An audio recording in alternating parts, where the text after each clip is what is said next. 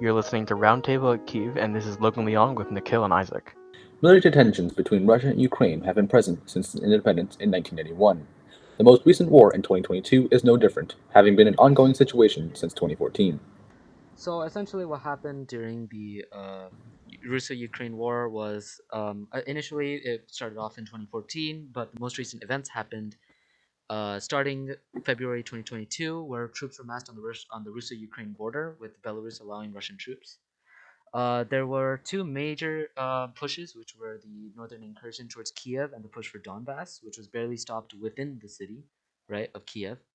Essentially, the northern incursion eventually failed, with Russian forces quote unquote focusing on the southern thrust, with gains occurring in the south. This can be seen as such as very early on, where the Mariupol siege had begun as the first major battle of the war. It eventually fell, of course, and also with the Russian Navy, where like the most significant event was the Russian ship that fired on an island with the Ukrainian soldiers with the famous last words. And eventually, Ukraine had gathered enough equipment from the west, and they decided to push to regain land in the north of the front, and they regained major portions of the land of the land that they lost, going all the way until portions of the original Russo-Ukrainian border. The war saw the suffering of many Ukrainian people, with attacks on hospitals, schools, and other civilian buildings. Thermobaric bombs have been used, and many refugees are also forced to surrounding countries. Many atrocities have been committed against the suffering Ukrainian people, and some of these events we will discuss today. Early in the conflict, there was also video evidence of Russian soldiers assaulting Ukrainian refugees. What are your thoughts on this? I think the thoughts are very obvious. It's horrible, right? Okay, there are many there are many videos of right Russian soldiers who like the tank who that ran over the civilian car with the civilians oh, trapped right, inside. Right. There was right. also the video of Russian soldiers shooting at Ukrainian buildings and toppling Ukrainian buildings in Kiev. Right. So this stuff just has been happening since the war began. I understand that this is also a war crime, isn't it? Of course, it's war crimes. Yeah. I'm just being sure. Yeah. So, um, Isaac, what else do you have for this Oh, topic? yeah, yeah. What is your input on Well, this? clearly these are, well, at least most of the cases, especially in the start of the war, refugees, and they're highly unarmed, and they just want to get out of the country to be safe and not be exactly shot at by people who decide, yes, we have been occupying this place, and we will now be taking over.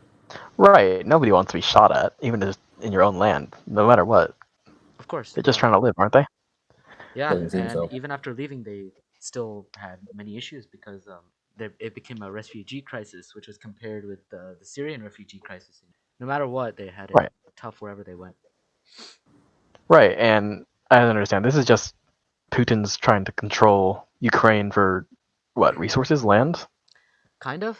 From what I know, his original, well, honestly, not very good, but justifications were that he essentially wanted to demilitarize Ukraine and do some denazification, essentially meaning he wanted to kick out the right wingers that were also quote unquote bleeding into Russia.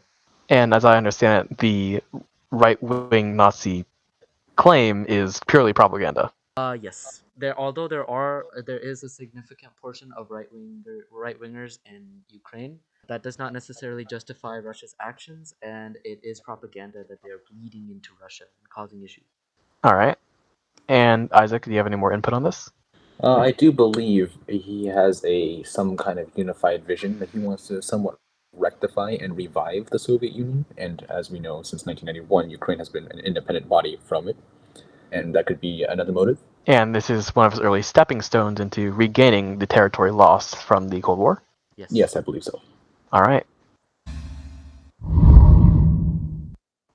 It should probably be mentioned that several, especially the embargoes on Russia, has made living for the people quite miserable there. Yes. A lot of the Russian stock, or well, the Russian ruble, fell dramatically ever since the beginning of the war.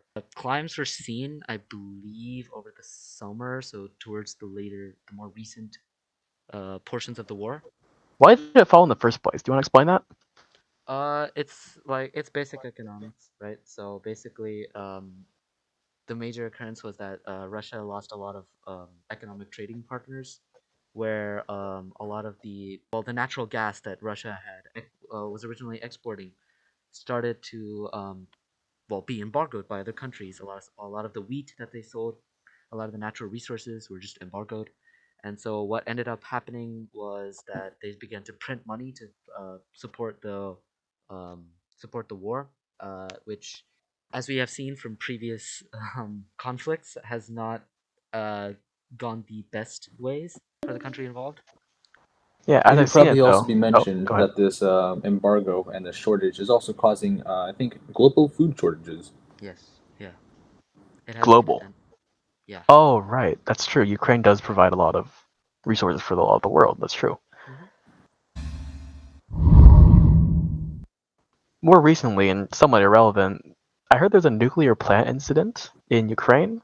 Does anyone want to touch on that? I'm not very well informed on this topic. Isaac, do you have more information on this topic?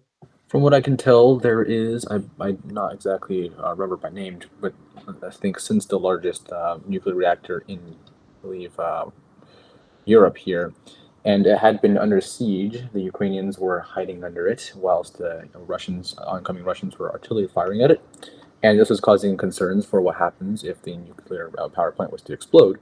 The Ukrainians were using it as cover, and they, I guess, wanted to incentivize the Russians to not shoot at them. But I believe the UN had sent a certain team over there to check the danger levels, and I'm not entirely sure what happened afterwards. I'm aware that they were able to go there. They had assembled a party to go there, and I believe there was also scientists that they rescued from the plant who had been besieged, of course. But Um, as for the military side of things, I am not sure. Well, obviously, there's not going to be the most amount of information on everything. The war is still ongoing, and many lives are still being lost in Ukraine. We will keep everyone informed on the news of the war, and we will find the answers for what happened to that nuclear power plant. Thank you for watching. This has been Roundtable in Kiev with Logan, Nikhil, and Isaac.